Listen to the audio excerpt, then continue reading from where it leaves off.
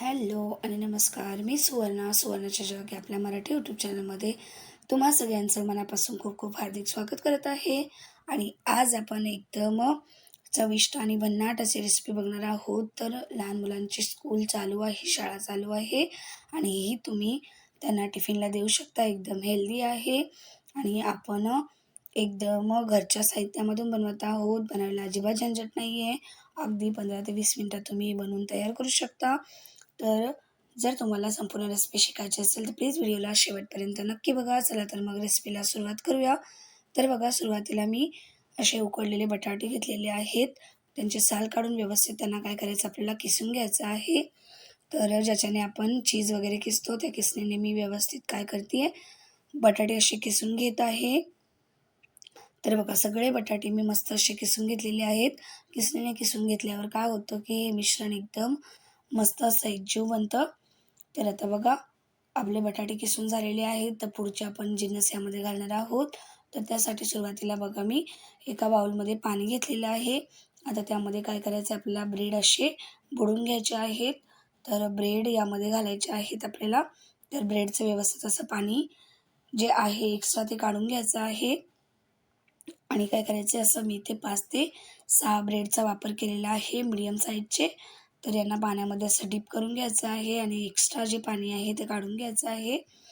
तर अशा प्रकारे आपल्याला काय करायचं आहे, ब्रेड व्यवस्थित काय करायचं आहे, सोक करून घ्यायचं आहे. आणि मग व्यवस्थित काय करायचं आहे, याच्यातलं एक्स्ट्रा पाणी काढायचं म्हणजे ब्रेड एकदम नरम होतो. आता बघा, ब्रेडला असं मी बारीक कापून घेते आहे. तर वाटण्याची वगैरे काही गरज नाही आहे. आपण फक्त याला असं हाताने जरी केलं तरी होऊ शकतं, पण मी सुरीने असं बारीक कापून घेते म्हणजे एकदम व्यवस्थित सगळ्या मिश्रणामध्ये मिक्स होऊन जातील. म्हणून असं सुरीने थोडंसं काय करायचं आहे, कापून घ्यायचं आहे. तर ब्रेड आपले कापून झालेले आहेत. आता आपण काय करूया, ब्रेडला बटाट्याच्या मिश्रणामध्ये घालून घेऊया. जे आपण बटाटे किसून ठेवले होते त्यामध्ये घालून घ्यायचं आहे. आणि त्यानंतर आता यामध्ये अजून काही जिन्नस घालायचे आहेत. तर यामध्ये आता सुरुवातीला मी काय करते, कॉर्नफ्लॉवर घालत आहे. तिथे मी 4 चमचे कॉर्नफ्लॉवर घेतलेला आहे. तर सुरुवातीला बघा, मी 2.5 चमचे इथे वापरलेला आहे. जर आपल्याला गरज पडली तर बाकीचं उरलेलं आपण यामध्ये घालणार आहोत. तर आता यामध्ये मी बारीक चिरलेली मिरची घातलेली आहे आणि त्यानंतर कोथिंबीर घातलेली आहे.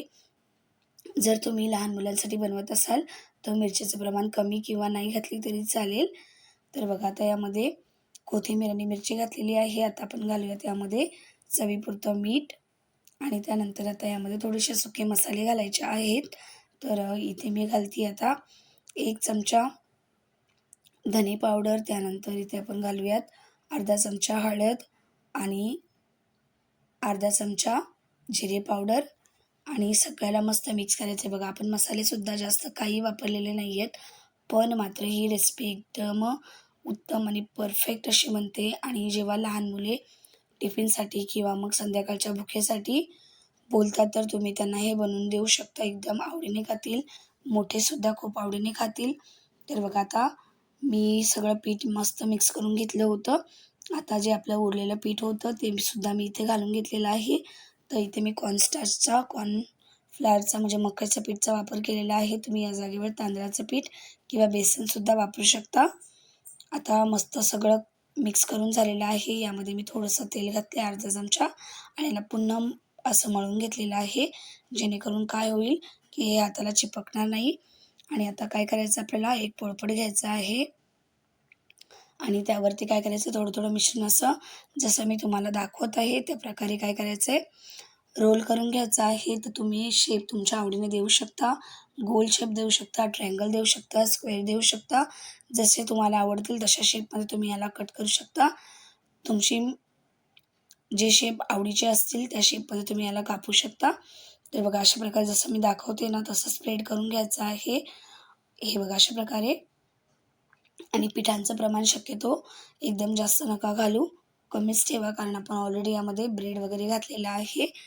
तर बघा, अशा प्रकारे हाताने काय करायचं, मस्त प्रेस करून घ्यायचं आहे. आणि जेवढं आपण याला पातळ करू शकू तेवढं करायचं आहे. एकदम जास्त जाड नाही ठेवायचं आहे. पातळ केलेलं म्हणजे काय होतं, क्रिस्पी होतात आणि मग ते खायला मस्त लागतात. आता बघा, मस्त असं मी सेट करून घेतलेलं आहे. आता याला काय करते ना, सुरीने कापून घेते. तर मी ट्रायंगलमध्ये कापत आहे. तर तुम्हाला जी शेप आवडतील तुम्ही त्या शेपमध्ये याला कट करू शकता. स्क्वेअरमध्ये ठेवलं तरीही चालेल, पण असं दिसायला थोडं अट्रॅक्टिव्ह दिसतं, त्यामुळे मी अशा शेपमध्ये याला कापून घेत आहे. तर हे बघा असे मस्त कट होतात एकदम आणि अजिबात काहीच प्रॉब्लेम येत नाही. तर बघा मस्त असे आपले सगळे शेप कट करून झालेले आहेत. बघा मी तुम्हाला ना काढून दाखवते कशाप्रकारे आपले हे कट करून झालेले आहे. बघा एकदम मस्त असे शेप झालेले आहेत. बघा अजिबात चिपकलेले वगैरे काही नाही आहे. तर अशाच प्रकारे तुम्हाला सुद्धा बनवून घ्यायचे आहेत. तर आता आपण यांना काय करणार आहोत, शॅलो फ्राय करणार आहोत. तर तुम्ही डीप फ्रायसुद्धा करू शकता, पण हेल्दी व्हर्जन करायचं आहे तर मग याला असं शॅलो फ्राय करून घ्या तव्यावरती. तर तव्यावर थोडंसं तेल घातलेलं आहे आणि त्यावरती काय करायचं आहे, हे जे आपण ट्रायंगल शेप बनवलेले आहेत ते ठेवून द्यायचे आहेत आणि दोन्ही बाजूने काय करायचं आहे, आलटून पालटून आपल्याला शेकून घ्यायचं आहे मस्त. तर 1-2 मिनटं दोन्ही बाजूने काय करायचं आहे, त्याला व्यवस्थित शेकून घ्यायचं आहे. हे बघा अशा प्रकारे आणि हे दिसायला तर मस्त दिसतं, चवीला पण मस्त दिसतं आणि हेल्दीसुद्धा आहे. तर मुलं बाहेरचं खाण्यापेक्षा घरात तुम्ही अशा प्रकारे स्नॅक्स बनवून द्या त्यांना, ते खूप आवडीने खातील. तुम्ही यांना टोमॅटो केचपबरोबर किंवा चटणीबरोबर कशाही बरोबर सर्व्ह करू शकता. तर बघा दुसऱ्या बाजूने मी यांना पलटून घेतलेला आहे. कलर बघा किती सुंदर आलेला आहे. तर यांना काय करायचं ना, मीडियम फ्लेमवरतीच फ्राय करायचं आहे. तर हे बघा किती मस्त असा रंग आलेला आहे आणि एकदम क्रिस्पी असे झालेले आहेत. तर गरम गरमसुद्धा तुम्ही खाऊ शकता, थंड झाल्यावर सुद्धा खाऊ शकता, काहीच प्रॉब्लेम नाही. फक्त गरम असताना हे एकदम क्रिस्पी असे होतात आणि थंड झाल्यावर थोडेसे नरम होतात, पण चवीला मात्र भन्नाट लागतात. तर बघा एकदम चटपटीत आणि चविष्ट असा आपला मुलांच्या छोटे-छोटे बुकेसाठी एकदम मस्त असा नाश्ता तयार झालेला आहे, स्नॅक्स तयार झालेला आहे. तर तुम्ही चहासोबतसुद्धा याला एन्जॉय करू शकता. दोन्ही बाजूने बघा मस्त असं मी भाजून घेतलेलं आहे. आता यांना मी काढून घेते आहे. तर आपण तेलाचा सुद्धा जास्त वापर केलेला नाही आहे, तरीसुद्धा हे एकदम चविष्ट असे लागतात. तर बघा अशाच प्रकारे आपल्याला सगळे फ्राय करून घ्यायचे आहेत आणि बघा एकदम क्रिस्पी असे हे होतात. तर नक्कीच एकदा ट्राय करून बघा आणि हे बघा दिसायला किती मस्त दिसत आहेत. एकदम चविष्ट आणि चवदार असे झालेले आहेत. तर बघा मी तुम्हाला जवळून दाखवते आहे. हे बघा किती मस्त असे झालेले आहेत. तर जर तुम्हाला ही रेसिपी आवडली तर प्लीज व्हिडिओला लाईक करा, शेअर करा, कमेंट करा, सबस्क्राईब करा माझ्या चॅनलला अशा सोप्या रेसिपी बघण्यासाठी आणि वेळात वेळ काढून व्हिडिओ बघितल्याबद्दल तुमचे मनापासून खूप खूप धन्यवाद. चला तर मग भेटूयात एका नवीन रेसिपीमध्ये. तोपर्यंत अशाच नवनवीन रेसिपी ट्राय करत राहा आणि ही रेसिपी नक्कीच बनवून एकदा मुलांना द्या, ते खूप तुमची तारीफ करतील आणि खूप आवडीने खातील. तर भेटूयात एका नवीन रेसिपीमध्ये. तोपर्यंत काळजी घ्या. तोपर्यंत बाय बाय.